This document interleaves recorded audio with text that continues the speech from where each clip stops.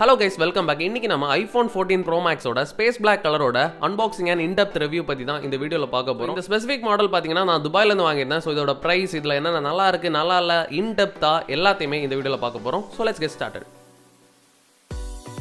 So பாக்ஸை பார்த்தீங்கனாலே உங்களுக்கு 14 Pro Max எப்படி இருக்குன்னு ஒரு ஐடியா கிடச்சிரும். பாக்ஸோட சைடில் பார்த்தீங்கன்னா உங்களுக்கு நார்மல் பிராண்டிங் எல்லாமே கொடுத்துருப்பாங்க. நம்மக்கிட்ட இருக்கிறது 256 GB variant space black colour. அதுதான் நம்ம இப்போ அன்பாக்ஸ் பண்ணி பார்க்க போகிறோம். இந்த பேக்கேஜிங் அன்பாக்சிங் எக்ஸ்பீரியன்ஸ் இதில் எல்லாத்துலேயுமே உங்களால் ஆப்பில் அடிச்சிக்கவே முடியாது. இந்த வாட்டியுமே பேக்கேஜிங்கில் எந்த இடத்துலையுமே பிளாஸ்டிக் யூஸ் பண்ணல. 2 பேப்பர் பீலபிள் ஸ்டிக்கர்ஸ் மாதிரி தான் கொடுத்துருக்காங்க. ஸோ இந்த ரெண்டுத்தையும் ரிமூவ் பண்ணால் நம்மளோட பாக்ஸ் வந்து ரொம்பவே ஈஸியாக ஓப்பன் ஆயிரும். ஸோ கைஸ் இப்போ ஓப்பன் பண்ணி பார்க்க போகிறோம்.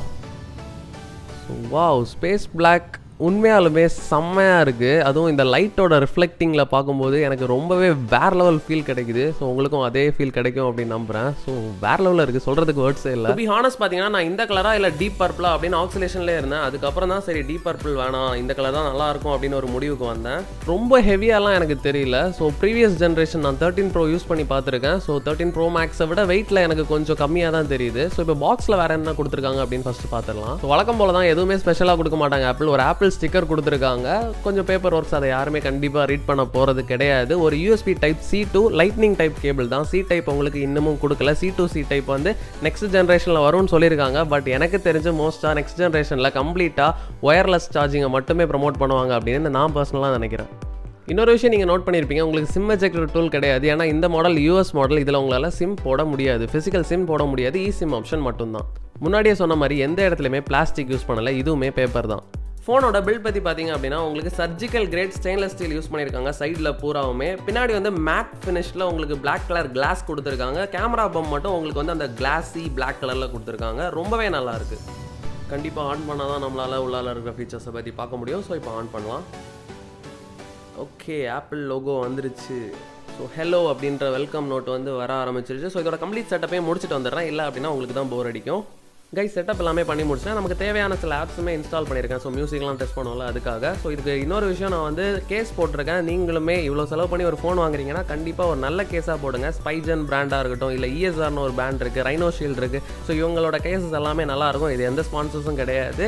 ஸோ நானாக யூஸ் பண்ணதை வச்சு சொல்கிறேன். இந்த கேஸ் எல்லாமே நல்லாயிருக்கும். நீங்களும் தாராளமாக வாங்கி ட்ரை பண்ணலாம். டிஸ்பிளே பற்றி பார்த்தீங்கன்னா உங்களுக்கு 6.7 inch super retina XDR display கொடுத்துருக்காங்க. வித் அடாப்டிவ் ரெஃப்ரெஷ் ரேட், அதாவது 120 Hz ரெஃப்ரெஷ் ரேட்டை 1 Hzலேருந்து 120 Hz வரைக்கும் அதுவும் அடாப்ட் பண்ணிக்கும். ஸோ இதில் நீங்கள் கேம் ஆனாலும் சரி, என்ன பண்ணாலும் உங்களுக்கு அப்படியே மெழுகு மாதிரி ஸ்மூத்தாக இருக்கும். கண்டிப்பாக ஒரு நல்ல எக்ஸ்பீரியன்ஸ் உங்களுக்கு கிடைக்கும். இந்த 120 Hz ரெஃப்ரெஷ் ரேட்டை நான் iPhone 12 கம்பேர் பண்ணி பார்த்தேன். ஏன்னா அதில் 60 Hz ரெஃப்ரெஷ் ரேட் தான் கொடுத்துருக்காங்க. ரிசல்ட்ஸை நீங்களே பாருங்கள்.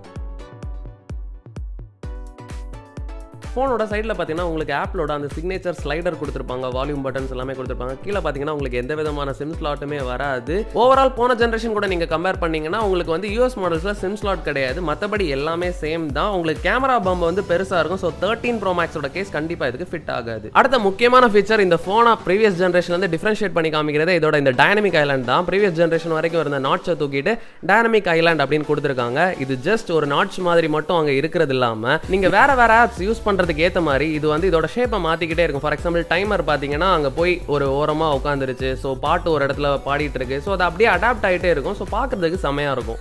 இந்த டைனமிக் ஐலாண்டில் நீங்கள் கிளிக் பண்ணியே சாங் சேஞ்ச் பண்ணுறதா இருக்கட்டும், இல்லை நீங்கள் வேறு ஆப் யூஸ் பண்ணுறீங்கன்னா அதில் இருக்கிற ஃபீச்சர்ஸை யூஸ் பண்ணுறதுக்கும் நீங்கள் இதை யூஸ் பண்ணிக்கலாம்.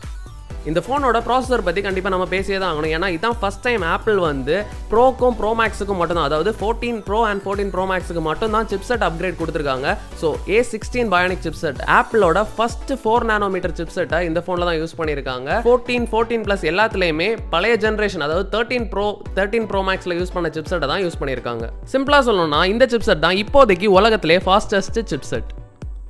இந்த ஃபோனோட பேட்டரி mAh பற்றி பார்த்தீங்கன்னா 4323 mAh. பட் நீங்கள் இந்த mAh கணக்கெலாம் வைக்க வேணாம். ஏன்னா இதோட ப்ராசஸர் ரொம்பவே கம்மியான பவர் எடுத்து தான் எல்லா ஆப்ஸையுமே உங்களுக்கு ஒர்க் பண்ண வைக்கும். ஸோ இது தாராளமாக உங்களுக்கு 29 hours வரைக்கும் ப்ளேபேக் டைம் கண்டிப்பாக கொடுக்கும்.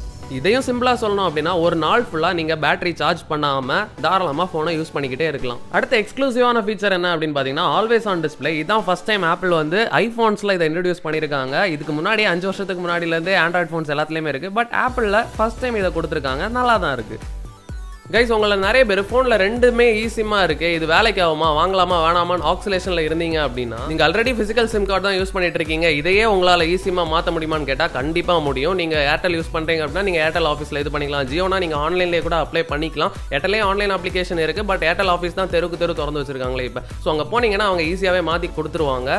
ஒரே ஒரு பிரச்சனை உங்களுக்கு வரதுக்கு சான்ஸ் இருக்கும். அது என்ன அப்படின்னா நீங்கள் அன்லஸ் நிறைய கண்ட்ரீஸ் ட்ராவல் பண்ணுவீங்க, மாறிக்கிட்டே இருப்பீங்க கண்ட்ரி டு கண்ட்ரி அப்படின்னா, நீங்கள் வந்து ஃபிசிக்கல் சிம் கார்டு யூஸ் பண்ணுறீங்க அப்படின்னா நீங்கள் வந்து ஒரு கார்டை எடுக்கணும், இன்னொரு கார்டை போடணும், அவ்வளோதான் முடிஞ்சிச்சு. பட் இசிம் அப்படின்னா நீங்கள் அங்கே இருக்கிறவங்க நெட்வொர்க் ப்ரொவைடர் கிட்ட ரீச் பண்ணி நீங்கள் வந்து ஆன்லைன்லேயே நீங்கள் வந்து QR கோடெலாம் வாங்கி ஸ்கேன் பண்ணிங்கன்னா தான் உங்களுக்கு இசிம் வந்து அக்செப்ட் ஆகும். ஸோ இந்த ஒரு பிரச்சனை உங்களுக்கு இருக்கலாம். ஸோ அன்லெஸ் நீங்கள் வேறு கண்ட்ரி ட்ராவல் பண்ண மாட்டீங்க அப்படின்னா உங்களுக்கு வந்து ரெண்டு சிம்மே ஈஸியாக இருக்கிறதுல எந்த பிரச்சனையுமே வராது. கைஸ் இப்போ இந்த ஃபோனோட ப்ரைஸிங் வரும். iPhone 14 Pro Maxோட இந்தியன் ப்ரைஸிங் வந்து பார்த்தீங்கன்னா 1,39,000 ஸ்டார்ட் ஆகுது, விச் இஸ் ரொம்ப அதிகமான பிரைஸ் தான். நீங்க அரப் கண்ட்ரீஸ் எதுல வாங்கினாலுமே உங்களுக்கு ஸ்டார்டிங் பிரைஸ் 1,05,000 ஸ்டார்ட் ஆகும். நான் வாங்கின ஸ்பெசிபிக் வேரியன்ட் வந்து பாத்தீங்கன்னா 256 GB. ஸோ இது எனக்கு 1,16,000 வந்துச்சு. இப்போ இந்த ஃபோனை வாங்கலாமா வேணாமா அப்படின்னு கேட்டீங்கன்னா, நீங்க iPhone 13 Pro Max இல்ல 13 Pro யூஸ் பண்றீங்கன்னா உங்களுக்கு இது அந்த அளவுக்கு ஒரு மேஜர் அப்கிரேட் கிடையாது.